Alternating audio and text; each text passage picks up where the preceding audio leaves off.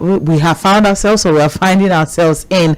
All right, and another thing that we also need to put into consideration is the fact that the flooding situation is coming into Lagos, or it is already in Lagos, and if you know anyone, or you know anywhere, or you have the capacity to help out or to do any humanitarian service for anyone who is affected by the flood, it would be a beautiful thing to actually do something for them. It would be a good thing, and it will make you feel good too, so it's a win-win situation.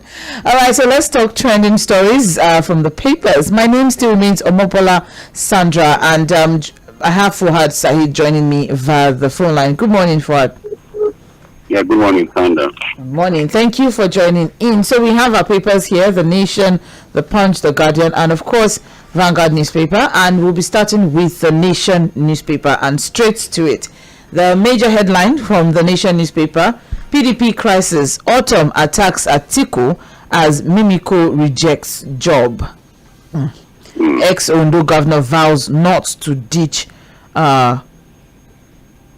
Wike. So what we have is that whatever is happening in the PDP is not abating anytime soon, and it seems to be getting worse by the day. But what we have now is that the rift between the presidential candidate of the PDP, Atiku Abubakar, and Benue State Governor Samuel Ortom escalated further yesterday. And what we have now is the governor is saying that Atiku should apologize for lying against him, and he said that Atiku should apologize to him publicly for alleging that his people were, taking herdsmen cattle in Benue. I don't know if you followed the statement from Atiku and what he said as regards Benue people. Okay, so that's what he's referring to.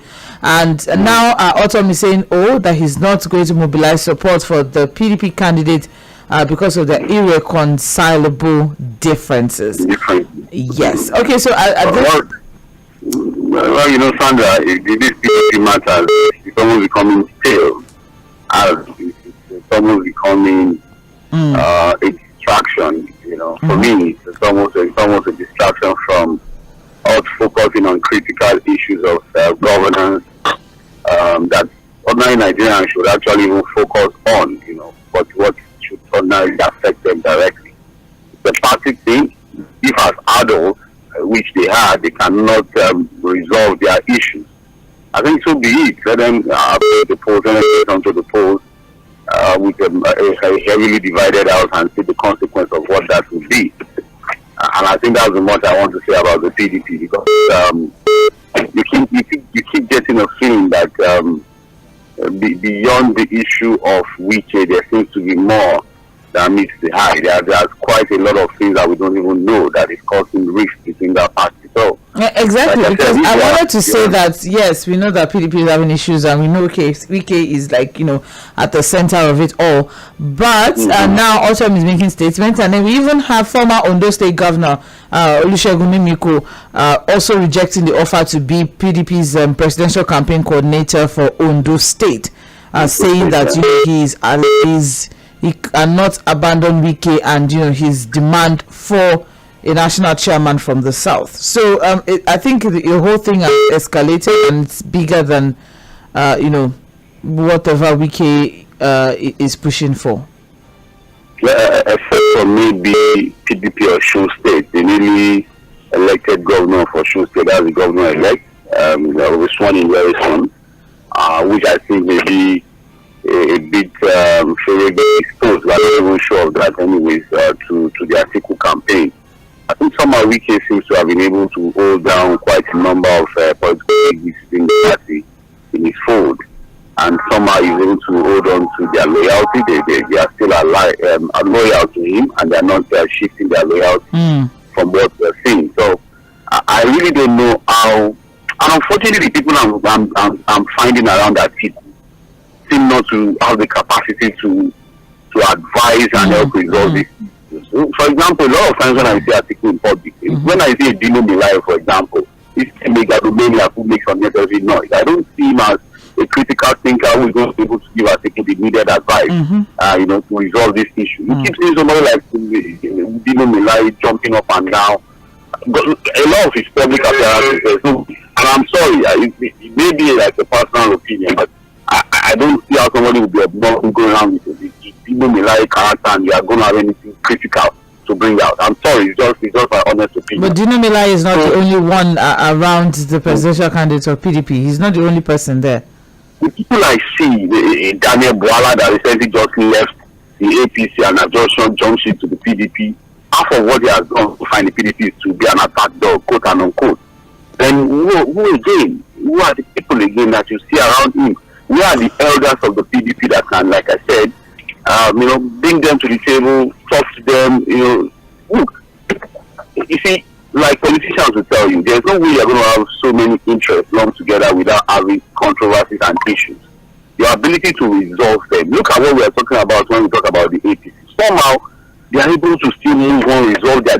Look, the ruling party is supposed to be the one in the bigger crisis. Ordinarily. If you remember the era of the PDP, when they were the ruling party, they are the biggest of crisis. And one would have expected that, how, with the way the APC promise was clearly contested, the political gladiators, that the aftermath of the party would mean the party would be in complete disarray. But somehow, they are able to either mask their issues and resolve the issues, and they look better prepared for the elections than the PDP. And that's why people are saying that when the PDP was the ruling party, they didn't do anything good. Now, as an opposition, they are even worse off. All right, well, more details on page 28 of the Nation newspaper. That's as regards PDP's infighting. Moving on, we also have here security alert. No reason for evacuation of U.S. citizens.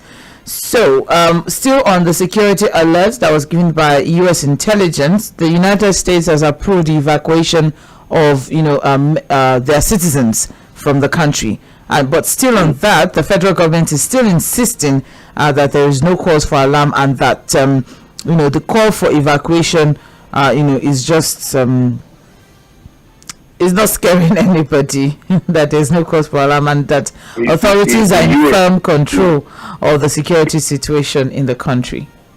Well, the U.S. is not Nigeria. They have different modes of operation. They have different standards of operation. And that's a country where leadership is questioned and held to account on everything and anything. For example, one of the reasons why Hillary Clinton never won the elections as president was when she was Secretary of State, and her role in the Benghazi incident in Libya, where some U.S. officials were killed because of not really acting, promptly to an intelligence report. You understand? So look, Biden knows that and I think I said it yesterday or a day before, that look, the U.S. intelligence report is not just a report that you joke with, and they don't just give it out like that. So when they give travel warnings and a terror alert to their citizens in other countries, and they specifically mentioned Abuja. So they are not going to joke with it. Our own government can live in denial, can continue to assure or reassure us, but the U.S. would always want to take care of its own citizens, because they know the repercussions of them not doing the right thing should anything happen to those citizens for failure to act on an intelligence report. What I would have advised the government here in Nigeria to do is to look at what the U.S. is doing, share intelligence. In the Punch newspaper, there's a report that the DSS arrested some 2 people, suspected terrorists in Abuja, the same Abuja yesterday. Wow.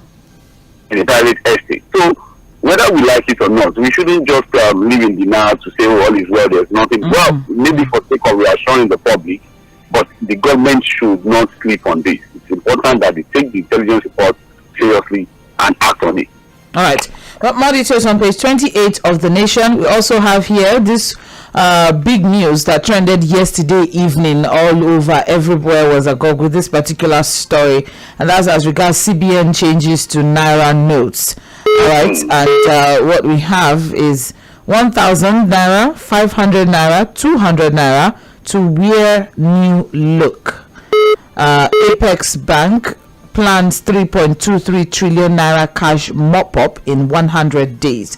What we have is that the Naira notes are to get new features from December 15, and that the 1,000, the 500 and the 200 Naira denominations will wear new look as part of measures to mop up excess cash from circulation and tackle inflation. All right, so that's what is in the works. But changing of the naira notes and pulling some funds in and whatnot, all of this, do you think they're on the right path as regards tackling inflation? Well, it's beyond inflation. If you look at the report, I think specifically what so there's excess cash in circulation. Excess cash, and they specifically mentioned the issue of ransom payment, which ordinarily is done in cash. What they said is that the cash in circulation is about 3-point-something trillion, and what's over 2 trillion is in people's hands, not in the banks. So you want to ask yourself, why are people still dealing so much in cash? Where one would expect that they're supposed to be more cashless, you're supposed to be more transfer. Like, sorry, I don't know when I've done any huge transaction in cash in the last maybe 1 or 2 years. So one is wondering why you have that much cash in people's hands. And I think the CBN is attributing that to this issue, kidnapping, ransom payment, banditry, and all of these things. So I'm looking at the justification now from the CBN for wanting to do this is that, look, this will force people to now bring those cash to the bank, and will forestall the idea of ransom payments now that you can't deal in those cash. And the timeline is so short. So it means that you're going to have a lot of mop-up in the last 2 years, and they feel that, well, that would curb the idea of ransom payments and all of that because of cash transactions and all of that. But there are people who also feel that, look, this will also have a huge cost on the purse of the government, because to reprint the entire currency to change its outlook means you're going to spend a huge amount of money. There are no figures yet from the CBN on what it will cost the government to do this, which is important. We need to know how expensive it will be, to have this new thing. But there's always a reason to want to do something. I want to think that somehow we shouldn't just look at what the CBN has done in the past to say, well, whatever policy they come up with, we should be suspicious about it. If this would help to curb banditry, ransom payments, and all of that, so be it. But again, we need to follow the cost, count the cost. What would this do to our pulse as a nation? Not even this time that we have June revenue to go into these kinds of things. So it is what it is. It's a developing story. A lot of economic experts out there have said different things. While some feel okay, it's a welcome development. Others are more concerned about what it will cost us as a nation, to reprint all of these new notes. Well, as you have said, there may be a lot of pros to this, but the major con to it, which is the cost, all right, is what worries a whole lot of people, as there are some experts who believe that this decision will not positively lift the economy in any way. Rather, it would further increase inflationary pressures on the economy. Yes. So, but it's a long read. You can get more details on page 4 of the Nation newspaper. We're moving on now. We also have here court dismisses suit seeking Abiodun's disqualification, and that is Ogun politics. All right, and what we have is that the Federal High Court sitting in Abeokuta has dismissed a case filed by Olatejun Olasukomi against the candidature of Ogun State Governor, and well, as it is, is moving on as the gubernatorial candidate for the APC in the 2023 elections. That's just basically what that is. More details on page 20. It's all right. Thank you. Ogun State. More details on page 27 of the Nation newspaper. All right, we also have shippers lose 80 billion naira, and that is on page 7. And let's see if we can get more details. So what we have is the amount importers and their clearing agents are paying as demurrage and storage charges at the nation's seaports have increased drastically, in the port. So over 80 billion naira, it was gathered, were lost as demurrage and storage charges by shippers to foreign shipping companies and terminal operators between 2020 and 2022. And this huge loss is due to over-reliance on manual processes. and I don't know if procedures in cargo clearance. Exactly. Yes. Well, more details on. I think they are still going on with gathering their reports. At this level, we are still doing manual. They said they are training them. I don't know what they said. That was the last thing we heard. And that I think they have four scanners, and that they are still training and they have not deployed fully. And and you know what manual does, Sandra? Basically, what does technology do? Technology acts to speed up the process, makes things seamless, and then of course eradicates corrupt tendencies, elements of corruption in the process. So if we are still insisting or we are still on manual, and you want to say, look, one of the easiest ways to fight the issues of economy, inflation, lack of revenue generation and all of that is to ensure that you are able to speed up process. People are able to bring in their things, clear them very fast, bring them into the market, sell them again. But when you have a situation where you have to pay this huge amount in demo that nobody cares. And then we are talking about foreign direct investment, we are talking about ease of doing business. How? When we are still manually, inspecting and clearing our cargo in this century. Wow. Okay. More details on page 7, and we're also moving on now to this story here. Court to federal government return Kanu to Kenya. Excuse me. Return Kanu to Kenya and pay him 500 million naira. So a federal high court in Umuahia, Abia State, has ordered the federal government to return IPOB leader Nnamdi Kanu to Kenya, where he was forcibly brought to Nigeria in June 2021. And they also directed that Kanu, who yesterday instituted a fresh suit challenging his continued detention, to be paid 500 million naira by the government in general damages. Okay, so moving past that one, because I don't know the federal high court in Umuahia when the court is already when the case has been moved up to the Supreme Court. And one of the things I know about the judiciary, court cases, court processes. Now I told you recently that when it comes to lawyers and their interpretation of the law, you really just want to listen to them and not get completely confused about the technicalities they bring up. Well, one would have thought that there's a court in this case. It's at appeal. There's an appeal court judgment. It's supposed to proceed to the Supreme Court. So you want to ask yourself the basis by which another court in Umuahia is entertaining the same case, or this is on a different premise. But again, the lawyers will sort that out. But I think the major issue for the federal government on the Nnamdi Kanu case, which has been a major problem for them, is the issue of the extradition that they did not follow, the laws of extradition. Look at Abba Kyari, for example. The U.S. did not just come to Nigeria to say, because we want him in the U.S., they jump at it. They have to file an extradition. The process to it. The process. And the reason why Abba Kyari is going to be taken out is that, look, when you are standing a case in your country, you cannot be extradited. And that is so. What people have said was that, look, and that's why some people are also throwing jabs at the AGF, Attorney General Federation, that you know that there is the treaty on extradition is clear. The laws are clear on extradition. We have a working path with Kenya. You discover that this guy is in Kenya. You arrested him in Kenya. File an extradition request in the Kenyan court. Go through the necessary process. Get the requirement judgment before bringing him to Nigeria. But instead, what did you do? The issue of rendition, it's like a kidnap. Like you kidnapped the guy and brought him to Nigeria. And that is why for everything now against him, you can't bring legality on illegality. That's the problem. It's okay. Thank you very much, Fad. Say he was kidnapped.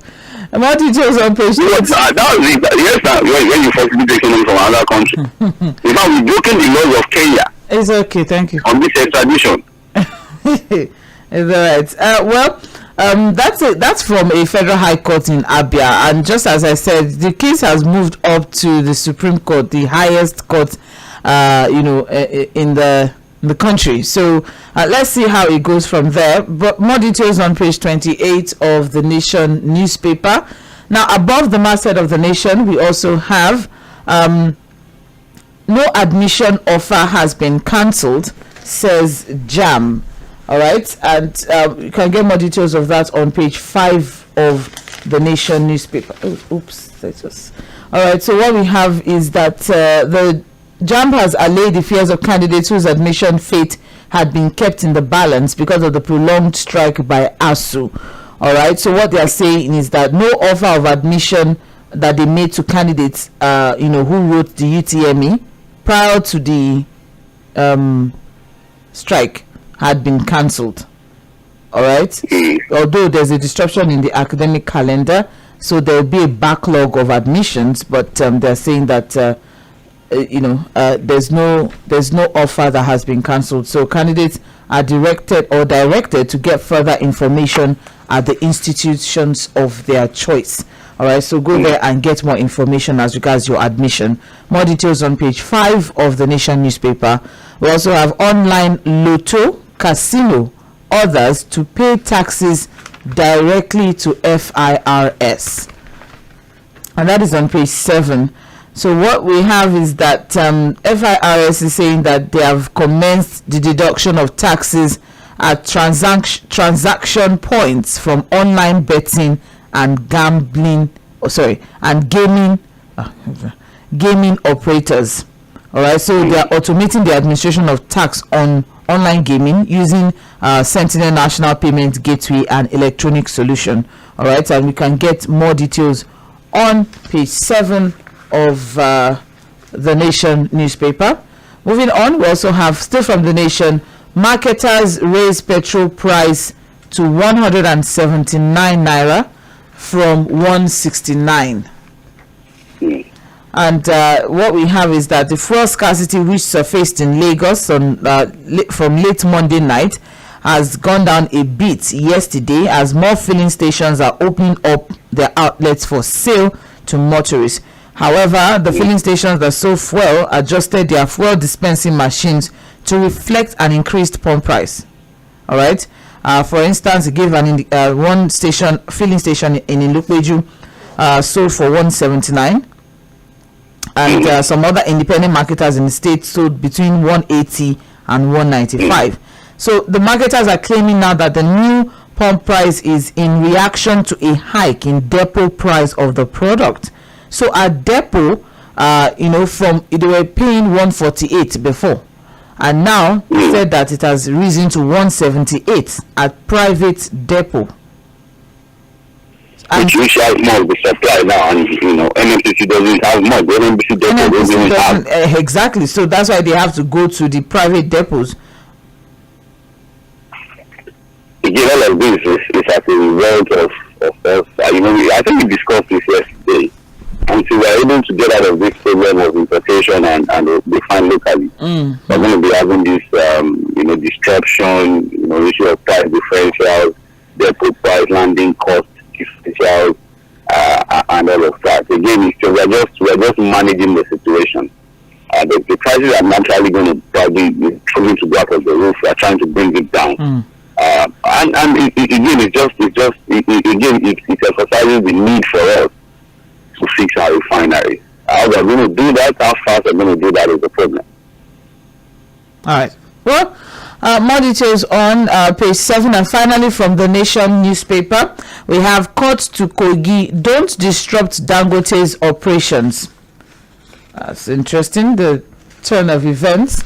But what we have is that a federal high court in Abuja has restrained the Kogi state government and its agents from further disrupting the operations of Dangote Cement PLC and its associated companies in the state. All right, and this is still as regards. Everybody maintains status quo until decision is made in court. All right. Well, further hearing scheduled for November 21. All right, still as regards the Obajana and. Kogi tells you whether it was legally acquired, totally acquired or not. All right. Well, you're listening to Mainland 98.3 FM, and its trends in the papers. We are looking through the trending stories on the front pages of our dailies. And right now, we're moving on to the Guardian newspaper. And the major headline from the Guardian: worries for Naira as CBN redesigns currency, mops up 2.73 trillion Naira black money. So, the riders to that: hopeful step may rein in inflation, ransom payment, and boost naira value. Announcement interpreted as beginning black money mop-up. Decision could trigger asset bubble, says Ashogbo. Yusuf, exercise has no monetary policy significance. Naira reacts immediately, falls to 765 naira to $1 at Lagos parallel market. Experts worry about timeline. You said something about, the fact that they're starting December 15th. Again, I think the timeline is also a question. Yes. Urge NFIU to monitor huge deposits. Of course. Which we just if you bring huge deposits now, they're going to want to query it. They flag it, yes. Where is it coming? They want to flag it there. All right, Northern Group wants Emefiele sacked, threatens protest across the region. I've looked at the reason of the Northern Group and I'm wondering where they're coming from. And their reason is talking about the cost, which would, what the cost would be to do these things and all of that. That's what the Northern Group is saying. And what is the protest about? You understand what I'm saying? I'm like, what exactly is the protest about? I'm not even unless you want to talk about words about what exactly. The impact it will have on them that we don't have on you and I. I'll have on everybody. And so it's about, like I said, if you look at the reasons that the CBN has given, again, like if you want to look at the points of the CBN and how they've acted in the last few years, you want to question and be a bit worried about some of their decisions. But on this, if you subject it to critical thinking, you can't really fault it completely. The question, like most of the clinical experts have asked at this time, is the issue of what cost it will be, to get this thing done. And then the timeline again, is it too sudden? How are they going to be? But I look at myself, I had a discussion with a group of people this morning on this, and I'm not worried. Because you ask yourself, what exactly are you doing with cash? Sandra, when last did you carry huge amount of money around? So what exactly? There are so many options, so many electronic options. So why is anybody worried unless you do something alternative channels? I just think that myself, like, okay, CBN wants to change design of the note, and why should I be worried? Have you been in cash? Although if you want to talk about remote areas transactions, I can tell you that a lot of them too, somehow, except for a few parts of the country, I don't think that people don't really carry cash about again. And if you have cash, all you need to do within this period is to ensure that you get into the banks. So for those that have huge billions of naira stacked somewhere, this is the time for them to bring it out. So, like I said, you need to subject this into critical thinking and look at the pros and cons, and then we take a decision. So I don't know why the Northern Group is worried and they have to go on a protest. Protest for what exactly?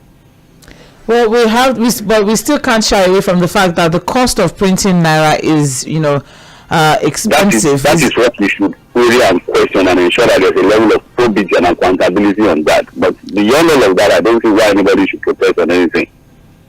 Yeah, all right.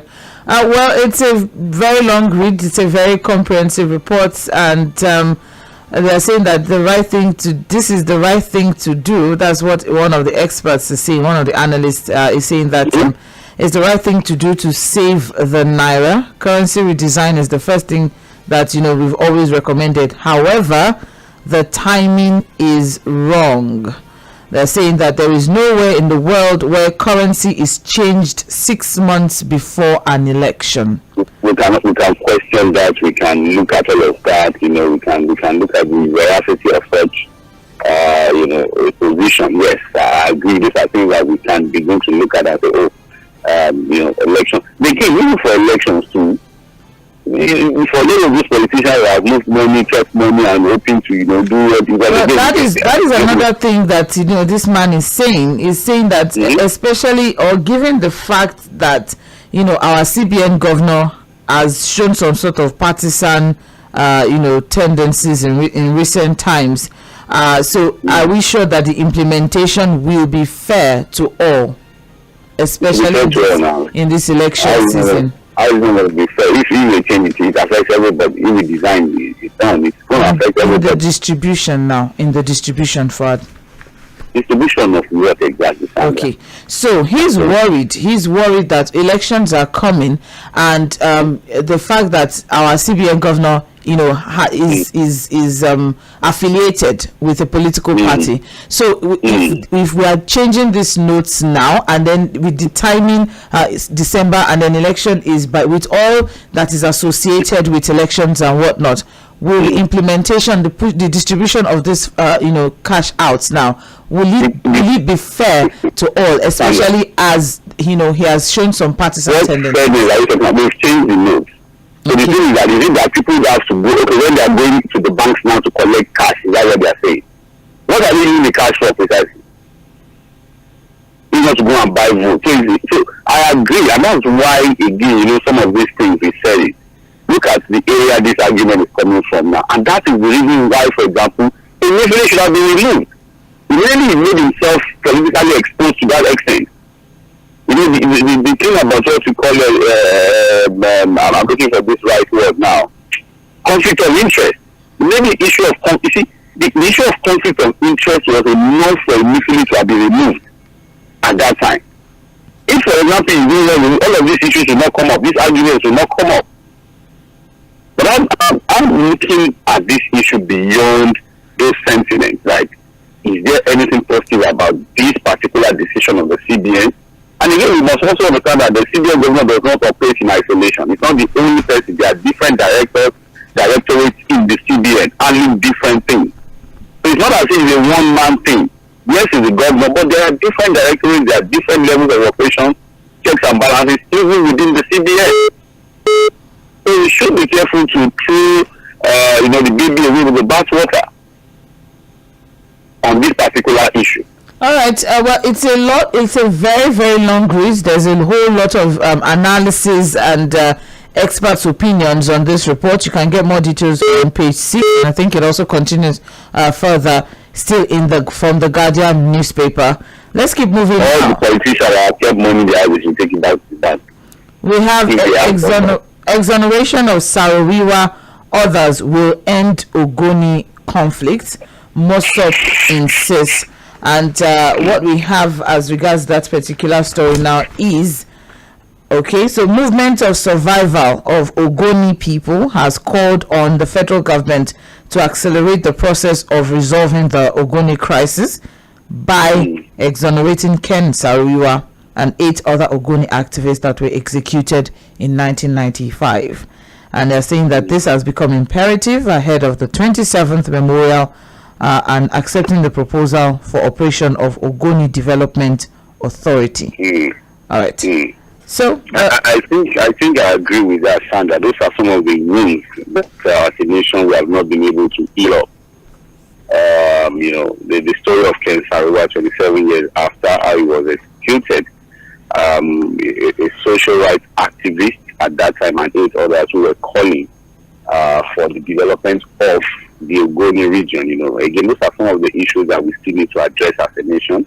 Those are some of the wounds that are still open that we've not made effort to heal up completely. I agree that one of the things that could be done is to exonerate them posthumously, and then maybe also do some things to immortalize them, so that. And then beyond all of that, too, I think the development of Ogoni land is also very important because that was the cause. That was what they were fighting for. What is the current situation in Ogoni land? What's the level of development? Those are some of the things that we need to address. But there's a whole lot. Everybody can talk about wounds that have not yet healed up as a nation, and we continue to talk about it. All right. One more details on page 8. We also have here. World Bank warns global inflation may worsen as currencies depreciate. And that is coming from World Bank. And let's see if we can get more details or background story to that particular one. So what we have here is that there are more economic troubles for the world. The World Bank is warning, and they're noting that the shrinking value of the currencies of most developing economies is driving up food and fuel prices in ways that could even deepen the food and energy crisis that many are already facing.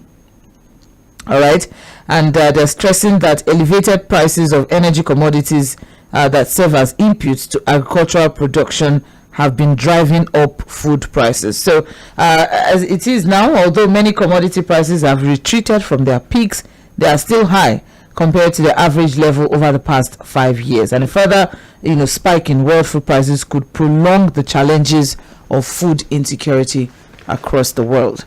All right, and that report is coming from World Bank. We can get more details on page 21 of the Guardian newspaper. Moving on now, still from the Guardian newspaper, we have experts prescribe ways to avert recession and grow economy in 2023. All right, so what we have as regards that is to tackle current stagflation in Nigeria and ensure sustainable economic growth in 2023. Experts have stressed the need for the federal government to urgently repair infrastructure and businesses that were damaged by flood and ensure rural farm security. They also called for increased support for industries to boost production and create more jobs. All right, and to communicate policy decisions that will allay fears and inspire confidence. But bold talks, more details still on page 21 of the Guardian newspaper also. And finally, from the Guardian newspaper, we have on page 9, workers of defunct New Nigeria newspapers appeal to Lalong to pay entitlements. All right, what we have is that they have cried out to the chairman of the Northern Governors Forum, Simon Lalong, Plateau State Governor, to pay staff of the company their accumulated salaries and other benefits. And that's more reports on page 9 of the Guardian newspaper. All right, still on trends in the papers on Mainland 98.3 FM. Let's move on very quickly to the Punch newspaper.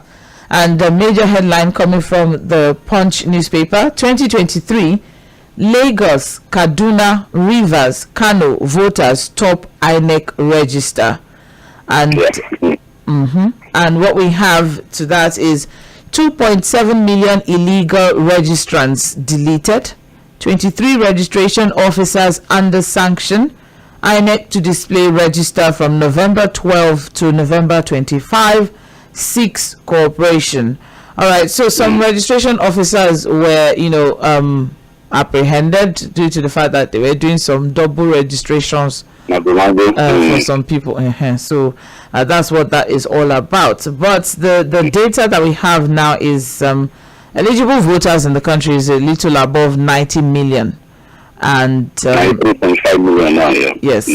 All right, and what we have as at the top of the register, the seat or the states with the major population of voters, Lagos, Kaduna, Rivers. Lagos is 7.57%, Kano 6.34%. That's huge. And Rivers and Kano. So Kano, sorry. Okay. Well, and also the fact that the surge in the increase in voters, because what we learned is also that the last time we had 70 something million and now we have 90. The increase is we have more young voters up. Yeah, voters. Because that's 18-year-old thing. This is still an issue. All right, well, more details on page. I think the recent data shows about 40% of new registrants are actually students. Yes, because the age thing. Let's say I'm going to be 18 next month, but INEC will insist that you are not yet 18, so you still can't register.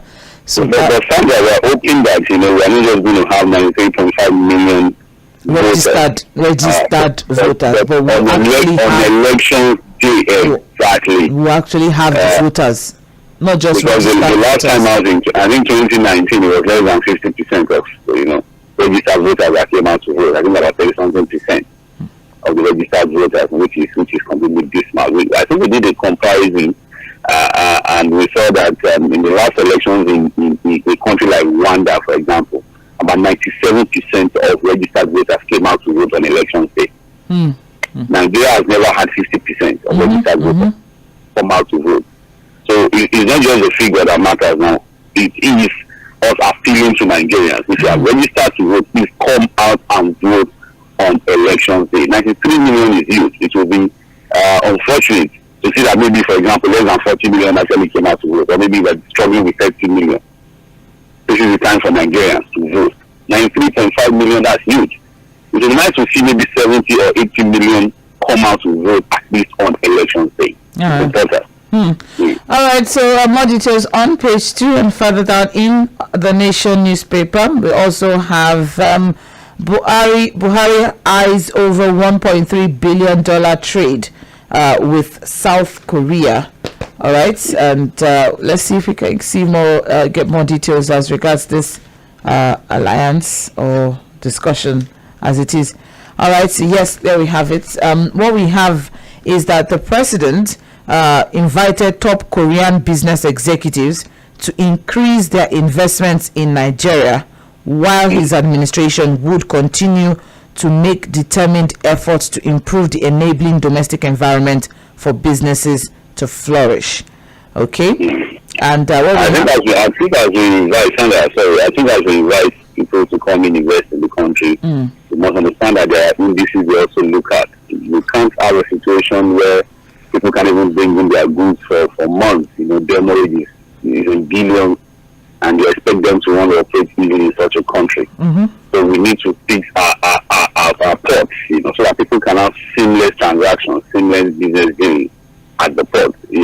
There has to be left free. It has to be the operations of the port, because again, so these are some of the first things that people judge your country with.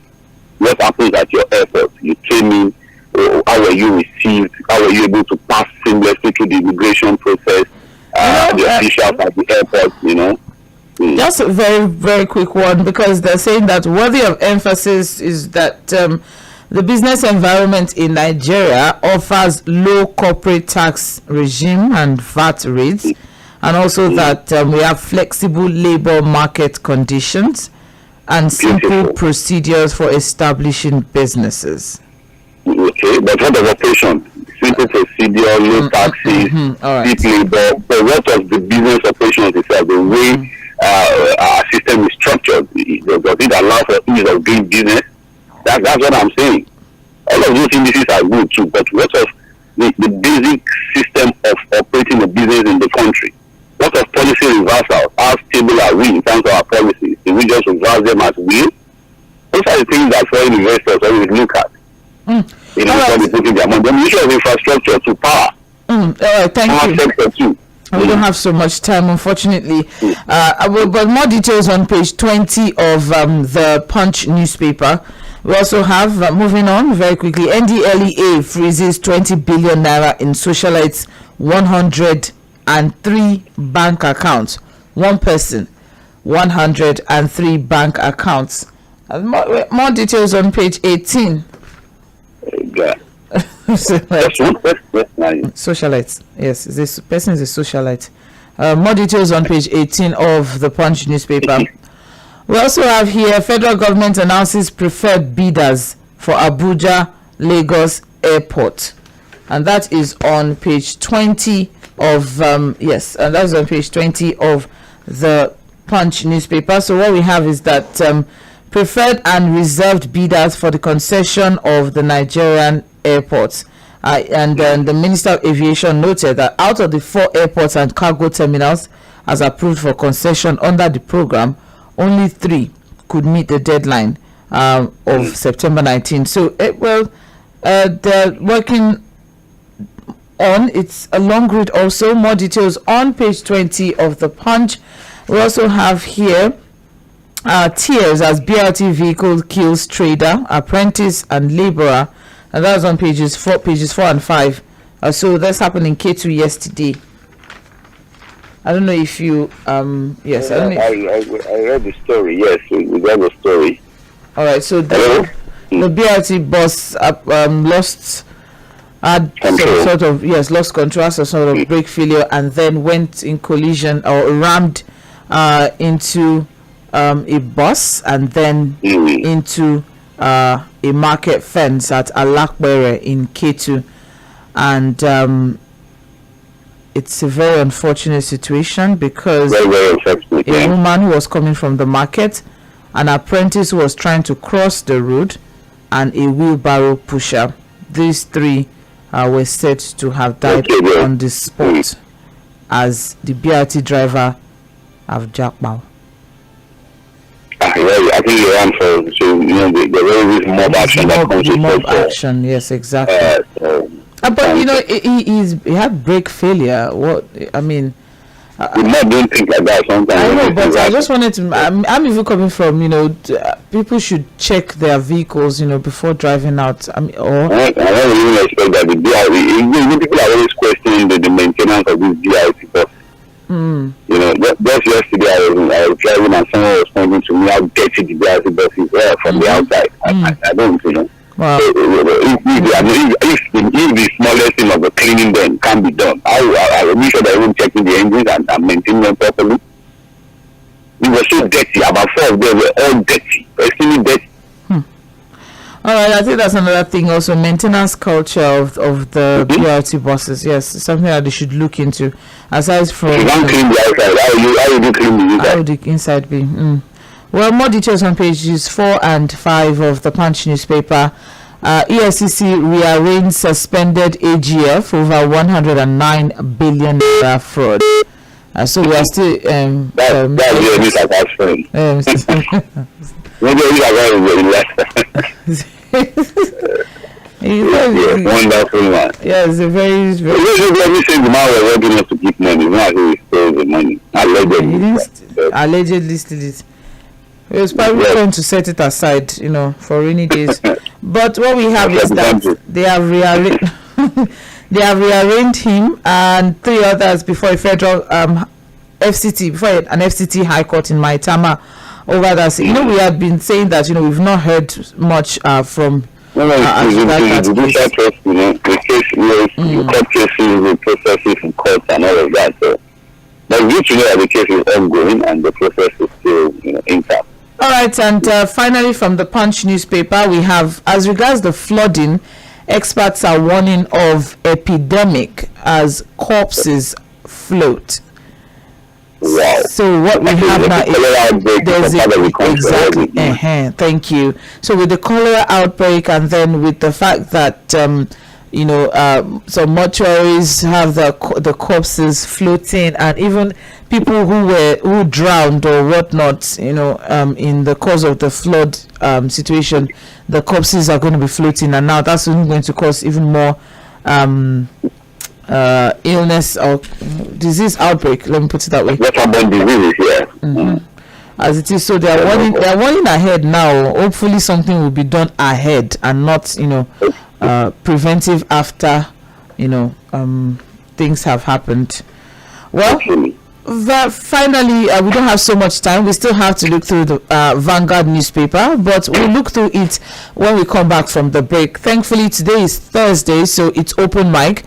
So I have the time to just quickly rush through what we have on Vanguard newspaper, and then we open up the phone line for us to share our thoughts and contributions as regards any of the stories that are trending this morning. There's no focus. Every Thursday, we open up our mics for you to share your thoughts and contributions as regards the trending stories in the country right now. You're on to Mainland 98.3 FM, and we are the sound of Lagos. We'll be back by 8:40 for Mainland Focus.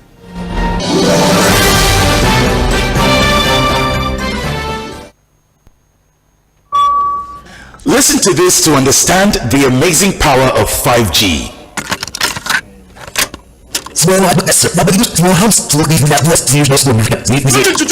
Oops! Sorry, I played that at 5G speed. Now, here